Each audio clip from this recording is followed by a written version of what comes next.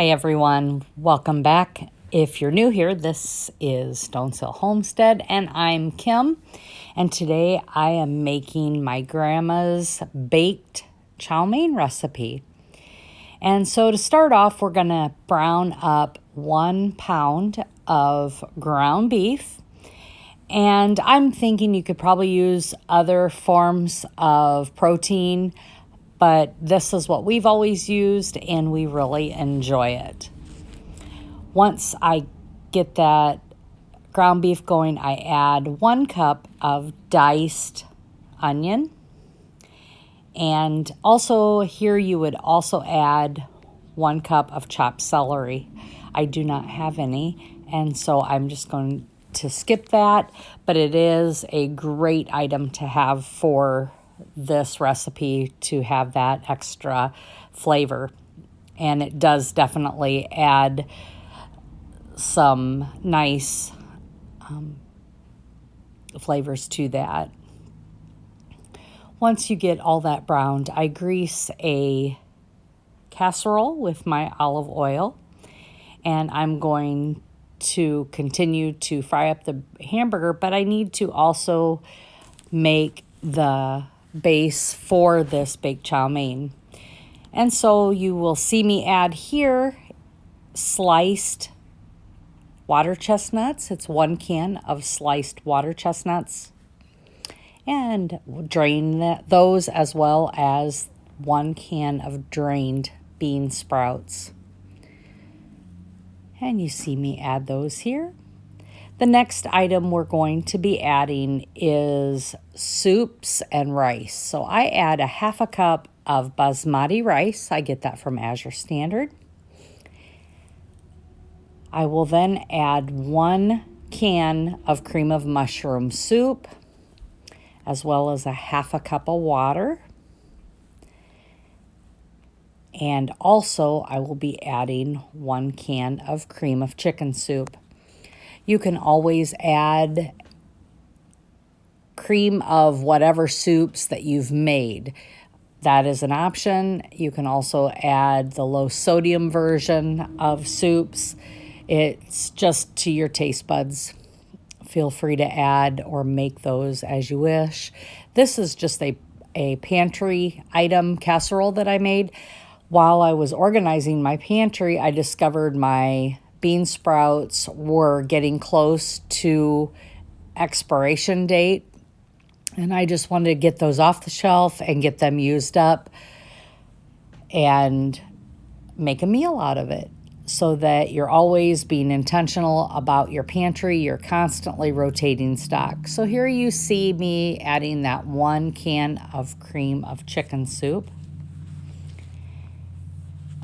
And we will then add soy sauce. I don't use soy sauce. I use Bragg's liquid aminos. I prefer that over soy sauce. And I really do like the flavor of that. You can also add coconut aminos. Just do whatever you need to do. It does not change the flavor of the recipe. However, it does change the ingredients and the preservatives that may be in there. But I'm not worried about that, obviously, today, because I've bought store-bought soups and other items that have preservatives in it. So just do what's best for you. So you saw me add those 2 tablespoons of Bragg's liquid aminos. Gonna mix this all together now. I'm gonna get that all nice and blended so that the rice is all blended in with the bean sprouts, the water chestnuts. You would also add 1 can of mushrooms if you like. I do not like canned mushrooms, and so I just skip that ingredient. Once that is all mixed together, I am going to add that beef mixture that I fried up with that onion. And we're going to get that nice and mixed together with the other ingredients and get that smoothed out in this casserole. And here you see me adding that ground beef. This is just one of our family's favorites. I always remember my grandma making this. She would have this ready for lunch when I would leave work and head over to her house for lunch. Sometimes she would have this for me, and I just absolutely loved going to Grandma's house for lunch. And I'm sure my brother probably did the same when he worked near their home as well. She always had a variety of things for us. So now you see me mixing this up. I'm going to get that, like I said, all mixed really well into that casserole. You could probably use a Dutch oven as well and do it all in the Dutch oven.